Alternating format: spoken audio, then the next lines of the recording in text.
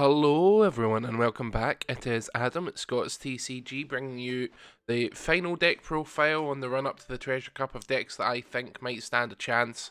And I changed my mind. If you've watched the previous video, I've talked about what I was going to cover for the last one, and I was trying to get a list for Blue-Purple Croc or Blue-Purple Kaido, because I see a fair amount of them. Well, not a fair amount, but someone, usually at least one or two people at my locals run one or the other, and they've always done decently or with it, or done well with it, or I've struggled against it, or you know, stuff like that. So I was like, okay, let's see if we can cover that. So I've been looking online, I've been researching the deck, and it's not actually got that many wins. I know they're two separate decks, but both of them, I've not seen a lot of winning deck lists. I've looked on YouTube for other sort of lists, and while I've seen them, I've not seen it perform amazingly. So I didn't really want to bring something that I wasn't sure on, but I still wanted to bring another sort of video for you guys. So I'm bringing you the Doflamingo deck, the 7 Warlords of the Sea deck that's been upgraded from the starter deck, basically. I think this is a good deck. I've said in the past sort of videos, when I skipped over blue on like Monday or Tuesday or whatever, that I do like this deck. I think it is a strong deck. I think it's a good deck. I don't know how it will do at massive events, because the deck is very defensive, but your defensive options eventually run out and you don't have a lot of offensive options other than big high cost swinging guys. So we'll see. But I do like this list. I personally play this deck as well. I play this alongside my kid deck as well, so this is my own list with a couple of tweaks that I've made after thinking about things. And yeah, so let's get right into it. So Doflamingo's obviously got 5 life, 5k, standard sort of leader. He's blue. Give him a Dawn. And yeah, when you swing with Doflamingo, you rest one of your Dawn, so it's a 3 cost basically. So you're swinging for 7k, you're resting 1 Dawn, and then you reveal the top card of your deck, and if it is a 7 Warlords of the Sea type card with a cost of 4 or less, you may play that card rested. Essentially, you're going to be able to spit out 4 costs or less for either the same sort of cost as they would be being played, even or for less, which is a really good effect. We'll talk about the various cards that let you sort of move your deck around and see what you're going to be revealing as they are present throughout the entire deck. So first of all, we've got 4 copies of Trafalgar Law, simple basic 1 cost blocker, you know, from the starter deck, super good, keep them played. We've got 4 copies of Perona. Now, Perona is not a 7 Warlord, so you can't play her out with Doflamingo's effect, but she has a 1 cost and 1k counter. You get to play her out and you rearrange the top 5 cards of your deck and return them to the top or the bottom of your deck in any order. Now, just with this deck, when something says return it to the top or bottom of the deck, it's one or the other. You can't split the difference. You can't put 3 to the top and 2 to the bottom. It's all 5 to the top in an order of your choosing, or all 5 to the bottom in an order of your choosing. And unless the card specifically says reveal the order, you don't reveal the order, you keep it hidden to yourself.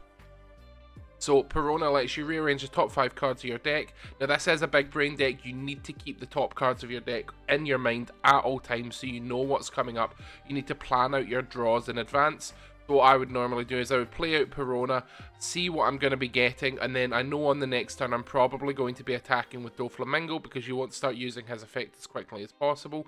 So the card that goes on the top of the deck is the card that I'm going to draw for my next turn. Then the card after that is the card that I want to be played out. And then the card after that, you're probably going to start rearranging your deck again after that point. But just keep it in a sort of a draw, play, draw, play, draw, play mentality. That every second card is a card that's going to be spat out. So rearrange it in 2s, that sort of thing. We've got 4 copies of Kuma, who's a 2 cost, no counter. On play, look at the top 3 and return to the top or bottom of your deck in any order.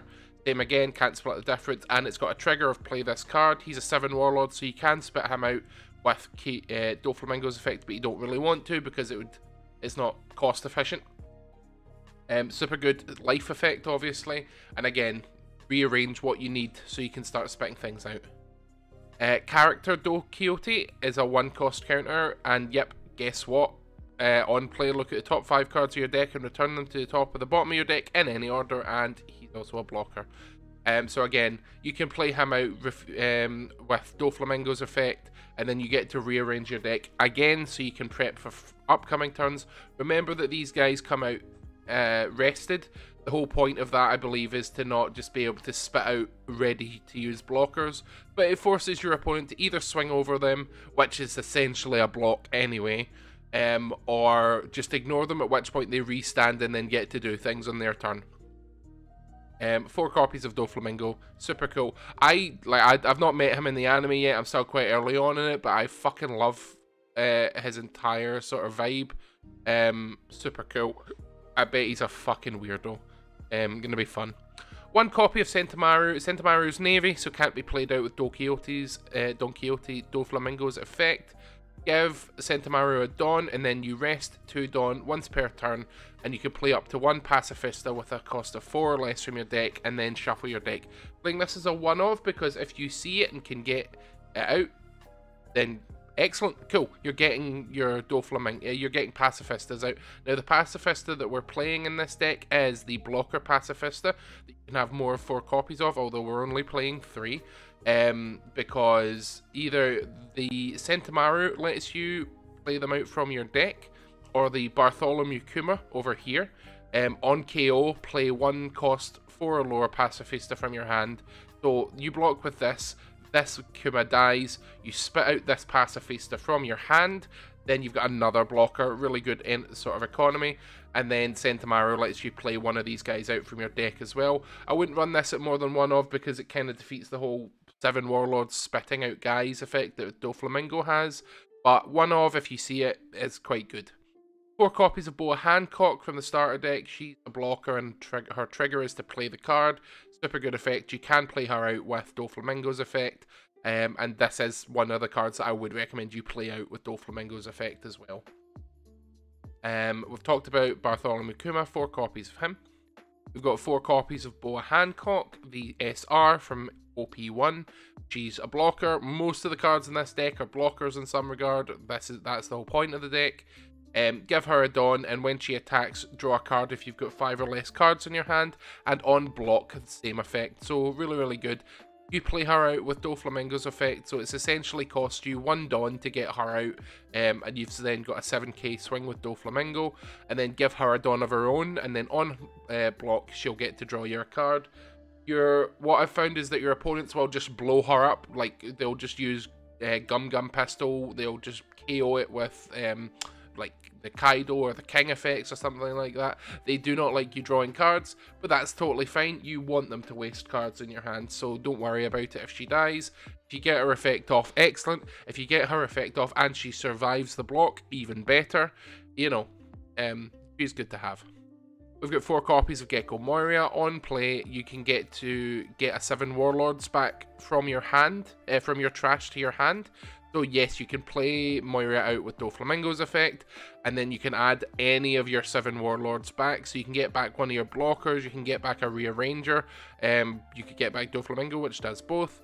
I like 4 of it because, first of all, Gecko's a 5k, so can start swinging once he's on the field. He's not got any sort of ongoing effects, so your opponent's just going to leave him most of the time until you start attacking with him. His neck looks like a lace-up Converse. But yeah, super good Gecko Moria. We've got 4 copies of Mihawk. I nearly said Meacock there. Oh dear.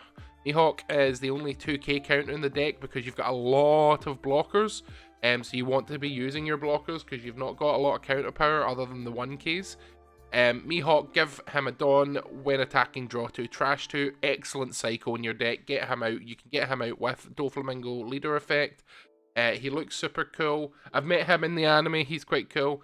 And this just lets you cycle through your deck to see more cards you need. Your opponent will go for this one. This is another card that they will try to stop you from using, which is fine. Anything that protects your life.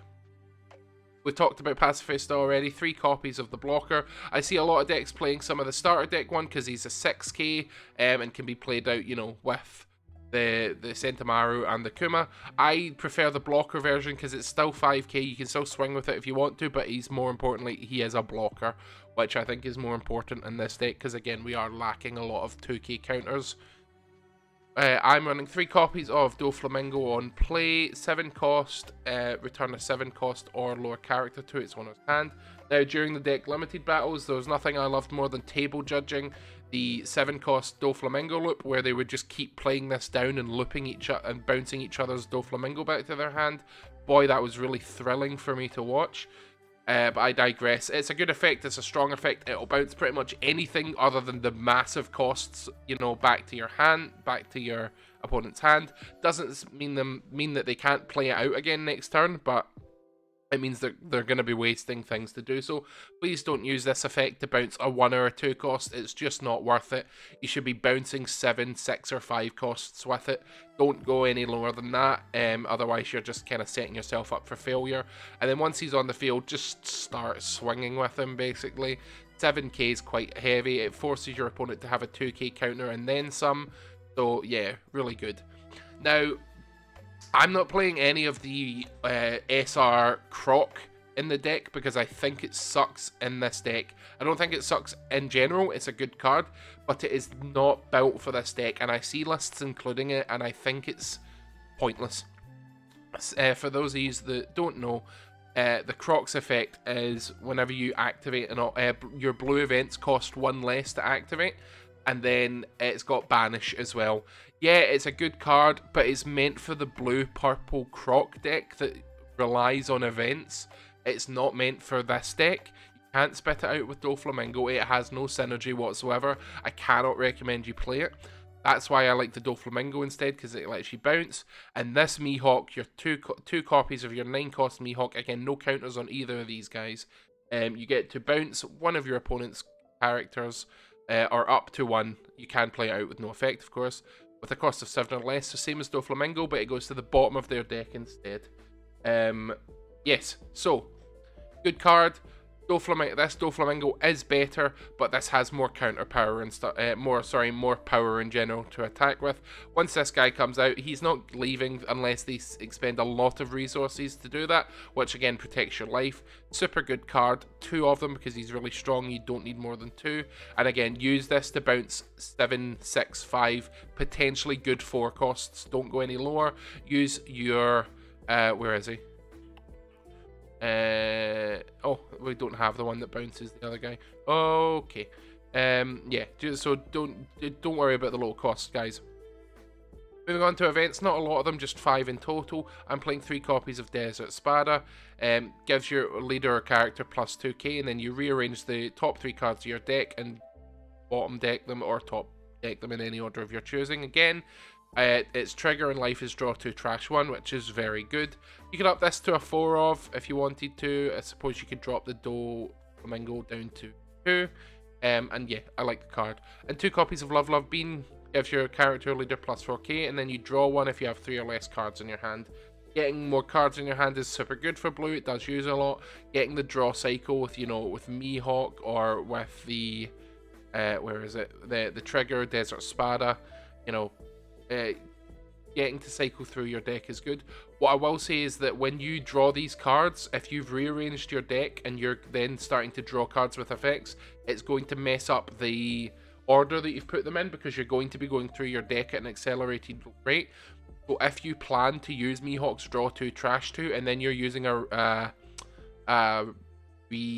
what's it called?